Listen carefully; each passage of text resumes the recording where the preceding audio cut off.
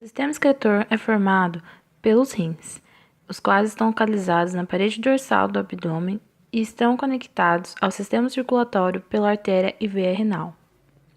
Em média, passam pelos rins de 1 a 1,5 litro de sangue por minuto.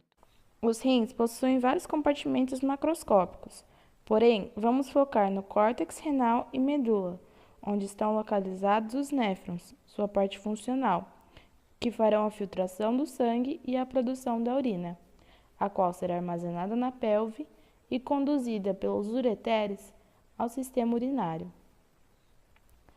A vascularização se dá pela artéria renal, que o abastecerá com sangue impuro, e veia renal, que devolverá o sangue filtrado ao sistema circulatório. Ambos os vasos se afunilam adentrando o córtex, rumo aos néfrons, em forma de arteríolas, consequentemente em capilares. As principais funções do sistema excretor é a regulação da pressão sanguínea, regulação de líquidos, produção de hormônios, regulação da osmolaridade, manutenção do equilíbrio iônico, manutenção do pH sanguíneo e a excreção de resíduos. De modo em geral, o objetivo do sistema excretor é manter a homeostase do nosso organismo, ou seja, fazer a manutenção necessária para o equilíbrio. Para isso, ele faz o controle da entrada e saída de sais e água. Existem 3 mecanismos capazes de regular a pressão sanguínea. O primeiro está relacionado com a regulação de líquidos, já o segundo com a capacidade elástica dos vasos, juntamente com as ações hormonais. Exemplo: quando ocorre uma vasoconstrição ou há um alto volume de líquidos, a pressão aumenta.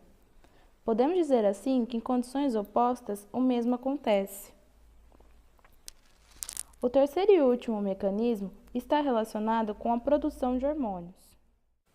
Além disso, pela sua principal função, que é a vasoconstrição, este sistema pode ser ativado também por um estímulo do receptor beta-adrenérgico do sistema nervoso autônomo parasimpático.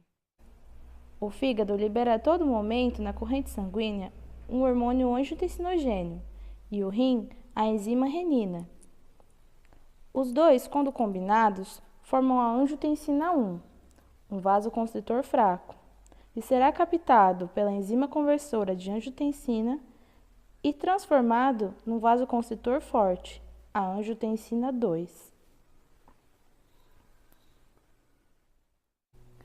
A angiotensina 2 estimula a glândula suprarrenal a liberar o hormônio aldosterona que está armazenado em seu córtex. Assim, começará um processo de reabsorção de sais e água. Com o aumento dos íons positivos na membrana, ocorrerá a liberação dos íons de potássio. Pode-se perceber, assim, uma das tentativas deste órgão de regular o equilíbrio iônico. Como já dito antes, os néfrons estão localizados entre o córtex e medula renal, mais especificamente nas pirâmides. Nós possuímos em torno de 8 a 15 pirâmides. O ápice delas formam as papilas, e é aqui que os cálculos renais se alojam quando são formados, e também é a primeira passagem da urina rumo à pelve. É como no funil: papilas, cálice menor, cálice maior, pelve renal e, por último, os ureteres. O néfron. A anatomia do néfron se dá pela cápsula de Bowman, glomérulo, túbulo proximal, alça de Henle parte descendente, parte ascendente, túbulo distal e ducto coletor. Será vascularizado pela arteríola aferente e arteríola eferente, pelos capilares peritubulares, que chegarão até a veia renal. A cápsula de Bowman, o glomérulo, arteríolas, a alça de Henle e o túbulo distal formarão o complexo justaglomerular.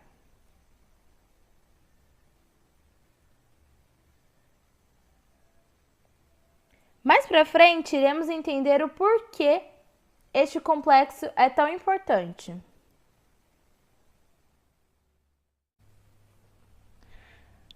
A filtração ocorre no corpúsculo renal. A filtração glomerular é o primeiro processo para a formação da urina.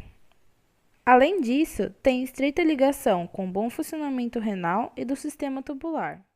Aquilo que será filtrado é chamado de filtrado glomerular e avançará pelo túbulo proximal.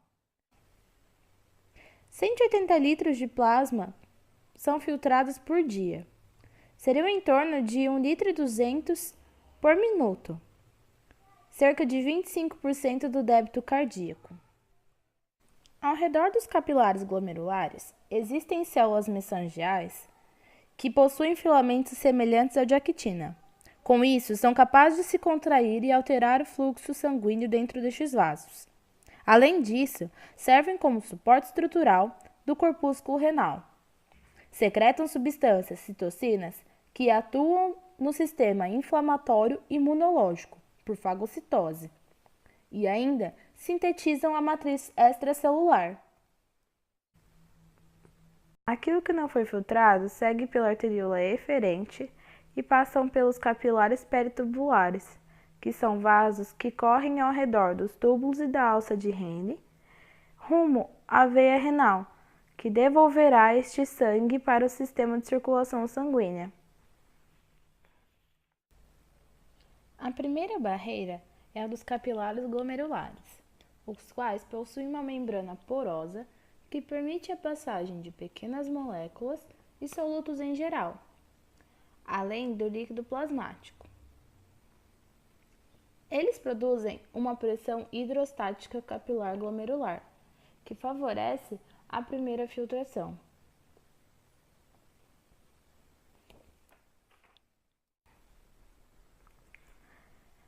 Juntinho dos capilares estão os podócitos, os quais exercem a função de duas barreiras. A primeira barreira seria o seu próprio corpo, e a segunda, os seus prolongamentos. Quando esses podócitos se prolongam para dentro dos capilares, eles produzem algumas fendas. Essas fendas são chamadas de fendas de filtração, por onde ocorrerá a passagem de proteínas únicas, como a nefrina e a podocina. Neste momento, a pressão exercida será oncótica, a qual também favorece a filtração. A cápsula de Bowman é o último local de filtração antes que o filtrado chegue no túbulo proximal. O líquido filtrado do glomérulo se deslocará para o lumen da cápsula, a qual produzirá uma força hidrostática que se opõe à filtração, impedindo a volta desse líquido para o seu local de origem. Vale salientar que esta filtração não é seletiva. Então, além de substâncias consideradas ruins para o nosso organismo, passam também algumas substâncias necessárias, como a água, a glicose, sais e vitaminas.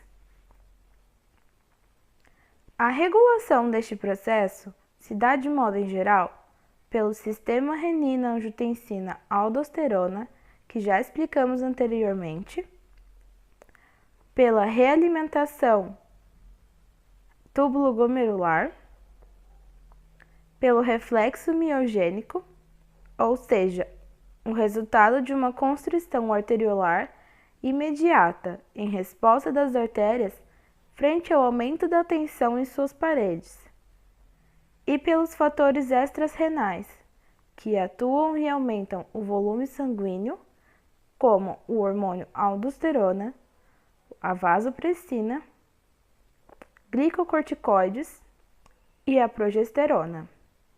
além dos fatores que atuam sobre vasoconstrição, também como a vasopressina, catecolamina, o estímulo do receptor beta-adrenérgico, que ativará o sistema renina-angiotensina-aldosterona, e o estímulo do receptor alfa-adrenérgico, que pode causar a vasoconstrição renal.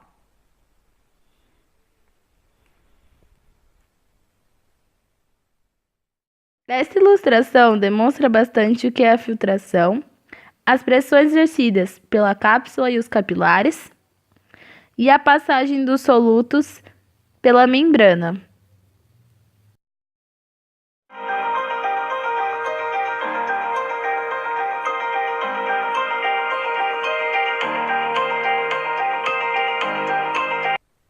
Em média, por dia, este processo ocorre 60 vezes. E para que filtrar tudo isso a todo momento e por tanto tempo? Para melhor remover os produtos de degradação mais rapidamente e para controlar os líquidos corporais e a sua composição. Quando comecei a explicar o processo de filtração, havia dito que o mesmo ocorreria por diferença de pressão. Pois bem, o volume de líquido que é filtrado para dentro da cápsula por unidade de tempo é chamado de taxa de filtração, o TFG, que é influenciado por dois fatores: a pressão de filtração, determinada pela pressão sanguínea e renal, e o coeficiente de filtração, composto pela área de superfície dos capilares glomerulares disponível para que ocorra esse processo e pela permeabilidade da interface entre a cápsula e o capilar. Percebe-se assim a semelhança da filtração com a hematose, onde ambas dependem da diferença de pressão para que ocorra uma taxa de troca. Como a TFG é regulada pelo fluxo sanguíneo renal, dependendo do local, se a resistência da arteríola aferente aumenta, o fluxo diminui e o sangue será desviado para outros órgãos. É aqui que entra a resposta miogênica, onde haverá uma despolarização da membrana, acarretando na abertura dos canais de cálcio de voltagem dependente, e ocorrerá a vasoconstrição. Se a pressão sanguínea diminui, significa que a arteríola estará relaxada. Contudo, este episódio não é tão eficaz para a regulação da TFG quanto o anterior, pelo fato de que as arteríolas aferentes já são bastante dilatadas. A porção modificada do epitélio do túbulo forma uma placa de células chamada mácula densa. A parede adjacente da arteríola aferente possui células musculares lisas especializadas, denominadas células granulares. Elas secretam a renina, a enzima envolvida no balanço de sais e água. Quando o NaCl que passa pela mácula densa aumenta, como resultado, a TFG também aumenta. As células da mácula enviam sinais parácrinos, nossa, estranha essa palavra. Peraí, então. A porção modificada do epitélio do túbulo forma uma placa de células chamada mácula densa. A parede adjacente da arteríola aferente possui células musculares lisas especializadas, denominadas células granulares, as quais secretam renina, a enzima envolvida também no balanço de sais e água. A reabsorção é o processo de maior estágio na determinação da quantidade excretada na urina, como sódio, cloreto, bicarbonato, glicose e aminoácidos. Estes dois últimos são quase totalmente reabsorvidos nos túbulos. Lógico que isso só ocorre em condições fisiológicas consideradas normais. Quando o processo é dado falho, há a eliminação dos mesmos e a presença de glicosura e albumina na urina. O restante dos solutos são reabsorvidos conforme as necessidades fisiológicas.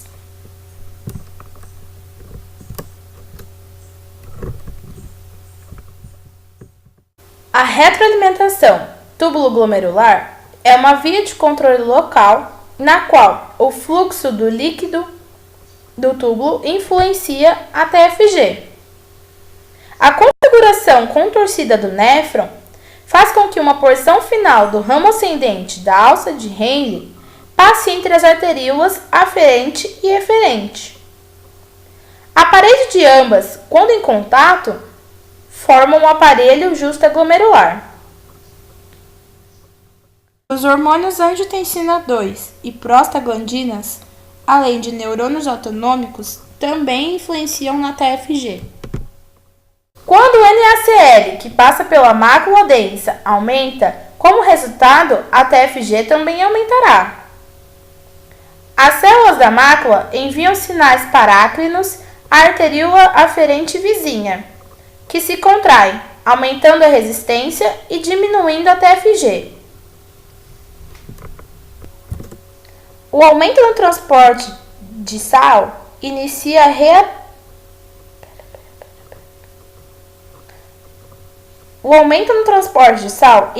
retroalimentação túbulo-glomerular. Experimentos mostram que alguns sinais parácrinos, incluindo o ATP, adenosina e óxido nítrico, passam da mácula densa para a arteríola.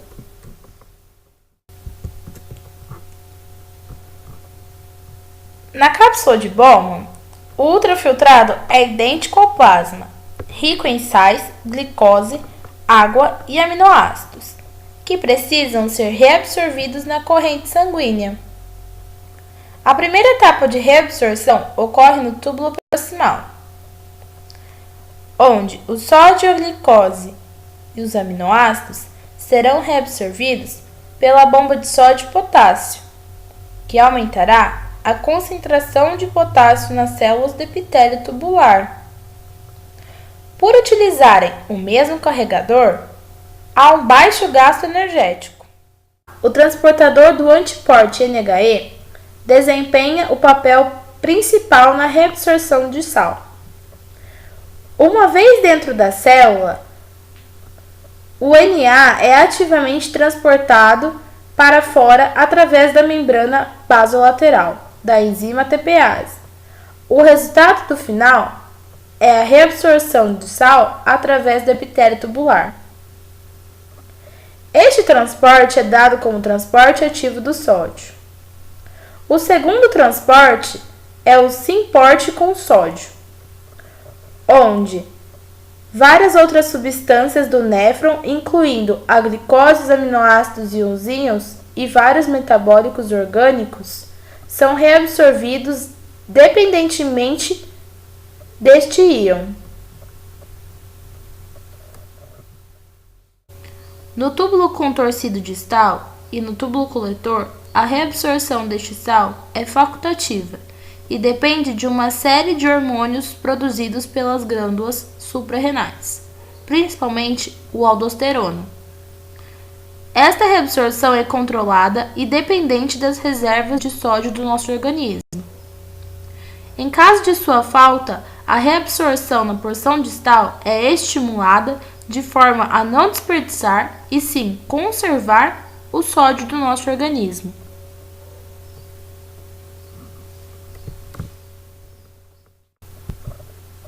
O sódio do filtrado pode entrar nas células tubulares passivamente, se movimentando a favor do seu gradiente eletroquímico. O movimento apical do íon usa várias proteínas transportadoras de symporte, antiporte ou canais de vazamento. Cerca de 25% do sódio é reabsorvido na alça de Henle, principalmente na porção ascendente, como já dito antes. A continuação deste processo se dá na alça de Henle, parte descendente, onde aqui haverá uma maior reabsorção de água. Notamos que esta parte da alça é bem maior do que a segunda, Isso acontece devido à grande quantidade de água que precisamos no nosso corpo.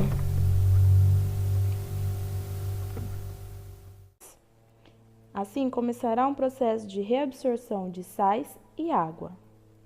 Com o aumento dos íons positivos na membrana, ocorrerá a liberação dos íons de potássio. Pode-se perceber, assim, uma das tentativas deste órgão de regular o equilíbrio iônico. Aqui ainda ocorre a reabsorção dos íons de hidrogênio. Vamos relembrar rapidamente o que acontece na liberação do aldosterona.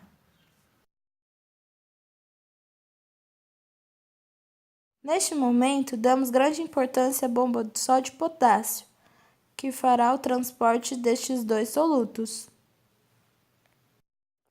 Todos os segmentos do néfron poderão secretar íons de hidrogênio e amônia e reabsorver o bicarbonato para a manutenção do equilíbrio ácido-básico, indispensável para nos manter vivos. Agora que entendemos os 3 processos que antecedem a excreção, te faço a seguinte pergunta: faz bem ou faz mal ingerirmos muita água num espaço curto de tempo? A resposta é simples. Faz muito mal nós ingerirmos muita água no espaço curto de tempo. Por quê? Quando ingerimos muita água, estaremos produzindo muita urina. E na eliminação dessa urina, irá se eliminar também uma quantidade considerável de sais minerais, como o sódio, o qual acabamos de entender a importância deste íon, deste sal, na reabsorção. A falta deste sal gera um problema chamado hiponatremia. Quem sofre muito com isso são os maratonistas, que enquanto estão correndo, ao invés de tomarem aquelas bebidas isotônicas que contêm sais e água, eles preferem tomar apenas água. E aí, esses sais que são eliminados na urina começam a cair em quantidade no nosso organismo. É onde eles começam a passar mal, se sentirem com tontura e precisam sair da maratona. Bom, chegamos então no estágio final, aonde o filtrado agora já não tem mais esse nome. Agora ele já é chamado de urina e será secretado pelo ducto coletor. A urina é formada por compostos nitrogenados, ou seja, que contém nitrogênio. Estes são provenientes das reações metabólicas, como a quebra de proteínas e a quebra de aminoácidos. Eles são extremamente tóxicos, pelo fato que interferem na cadeia respiratória, mais especificamente na fosforilação oxidativa, que ocorre na mitocôndria. Isso acarreta na baixa produção de ATP, nos deixando cada vez mais fracos, levando até a morte. E quem são esses compostos? São principalmente a amônia, a ureia e o ácido úrico,